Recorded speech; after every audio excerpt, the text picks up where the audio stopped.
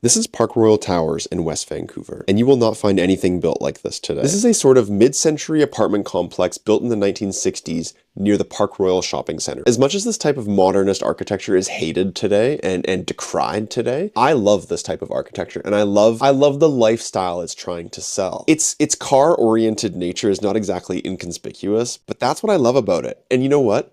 That's how I can tell that this was designed around people instead of speculative profit. Let's say you're picking up a friend or dropping somebody off. It's pouring rain, like it often does in Vancouver. Pull up around the back of the building in this covered breezeway so you don't have to get wet when you're getting out of your car or being dropped off by a taxi or whatever. This is in the wealthiest municipality in the Vancouver area. Like, look at the size of the parking garage. And it used to be much uglier than this. And I love it. I'm gonna be honest, I think it's great. I can guarantee you none of these suites are sitting empty, like some certain towers in Brentwood, for example, because they're built for people. The whole Park Royal complex is so fascinating to me because of how it's developed over the years and how it's kind of built onto itself. But the peak of it, I think, was in the 1980s, late 80s. Part of this complex had this other overpass that was torn down. You could loop on the Cloverleaf and get off and drive across the overpass to the apartment building. And then while we're over here, what the hell is this thing? This little area where it's split off into these 3 lanes, it looks like maybe some kind of like a taxi stand or like a waiting area. If anybody can confirm like what this was built for and what it was used for, it's an area for cars to kind of